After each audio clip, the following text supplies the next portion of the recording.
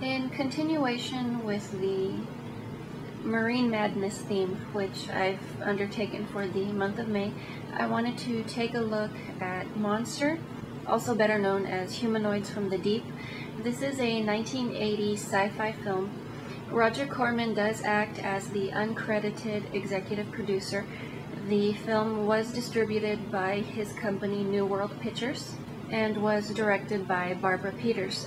Her version of the film was a lot more slow-paced, a lot more tame, very dull as far as wanting to make ticket sales and obviously stay within regular B fashion.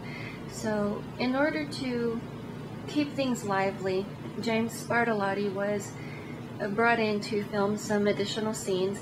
So he is of course the one responsible for all of the gore and cleavage. The film itself is somewhat of a take on 1950s films. Obviously it does reference very heavily Creature from the Black Lagoon. So the film does have a lot to do with experimentation or testing. We do have some mutated salmon which have taken on somewhat of a humanoid type form, and in order to advance the species they obviously feel the need to breed. So they do go along the seashore killing men and raping women. It isn't long before the locals do catch on and realize what is going on, and eventually Dr. Susan Drake does tell the locals that she is the one responsible for this. She did develop this chemical which did cause these creatures to mutate and fornicate. Eventually all these creatures do gather up at the fair which is taking place. They obviously are there for the obvious reason, which we have been seeing throughout the entire film. At one point gasoline is thrown into the water, set aflame in order to force these creatures to stay on land so that they could be better dealt with. Eventually they are all set aflame, taken care of.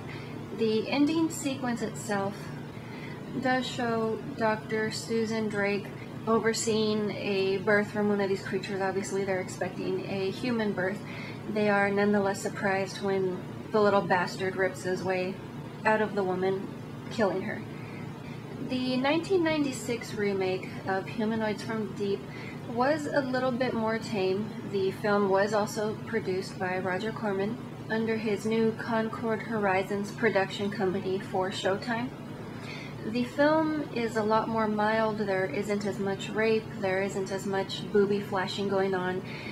There are of course some bits of nudity, just not as heavily as the first one. In the remake, Canco, the fishing company, is obviously the one responsible for polluting the water and causing these humanoid creatures to occur. There is somewhat of a twist in this one, as the research which was stolen from the doctor in this film has been used on inmates in order to create somewhat of a super soldier. So in this case I suppose it would make sense that the creatures are rapists since they've been inmates for who knows how long. There are a great many cases of kidnapped women. You don't actually see the rape occur. You do see some birthings that do occur. All in all, the overall ending of the film is the military does return. They cause an explosion, and the female doctor winds up actually having a false alarm and gives birth to a bastard mutant of her own. The film isn't too bad, but considering the cult status of the original one, it's maybe not as great, but it's definitely a lot more tame. So it's definitely not as pornographic as the first film. Given a choice between the two films, considering the fact that Roger Corman was obviously involved with both films and keeping in traditional form, Roger Corman does reuse some of the stock footage from the original film during the carnival or the fair scene. A lot of those images are actually just footage from the first film, which is very Corman fashion. He did the exact same thing for the Piranha remake, which was produced for Showtime as well, and a lot of the piranha attack scenes were also from the original. That is pretty much all I have for you today. We will continue to take a look at more marine or fish horror type films throughout the month, and I will see you when I see you.